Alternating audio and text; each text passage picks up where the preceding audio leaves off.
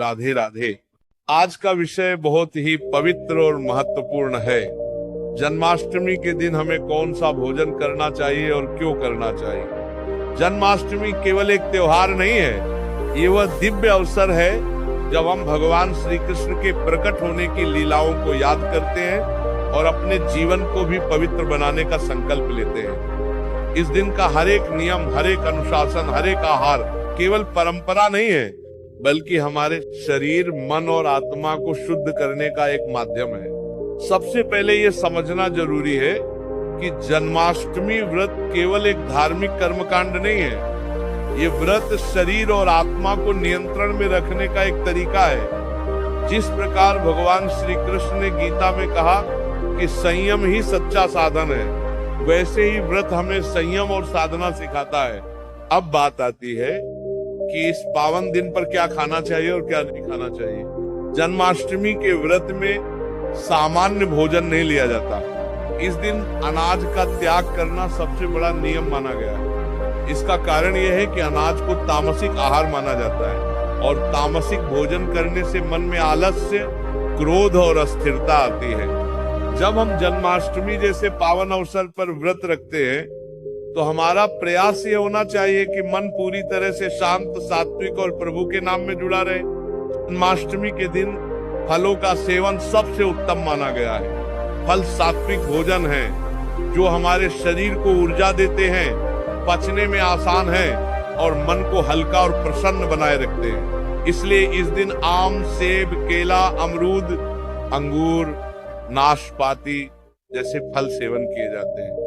फल खाने का एक विशेष महत्व ये भी है कि फल प्रकृति का शुद्ध आहार है और भगवान को भी बहुत प्रिय है।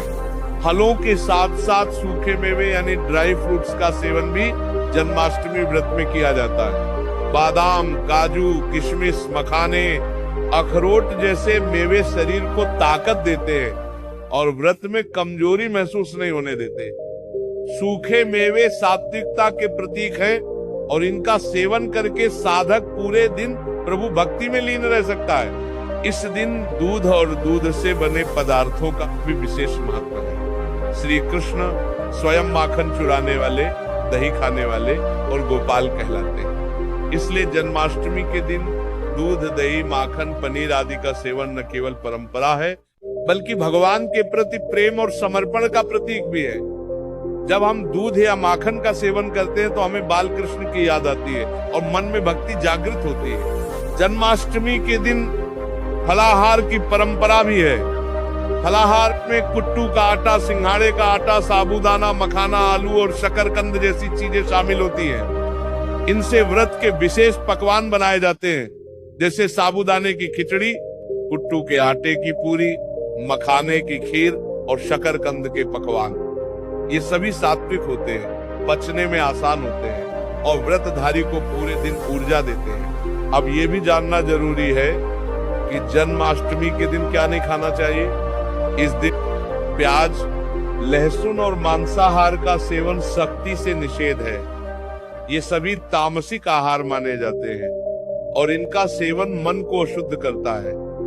इसके साथ ही अनाज और दालें भी नहीं खाई जाती, क्योंकि ये भी व्रत के नियमों के अनुसार वर्जित है। जन्माष्टमी का व्रत केवल भोजन से ही नहीं जुड़ा है, बल्कि ये मन और विचारों की शुद्धि से भी संबंधित है। इस दिन साधक को चाहिए कि वह दिन भर मन में प्रभु का नाम जपे, भगवत गीता का पाठ करे, भजन गाए और रात्रि में 12 बजे श्री कृष्ण जन्मोत्सव का उल्लास मनाए। भोजन तो केवल साधन है, वास्तविक साधना तो मन का संयम और प्रभु का ध्यान है। यदि कोई साधक बीमार है या व्रत पूरी तरह से नहीं कर सकता, तो भी वह सात्विक आहार लेकर मन को पवित्र रखकर और भक्ति में लीन होकर व्रत का पुण्य पा सकता है। भगवान भाव के भूखे हैं।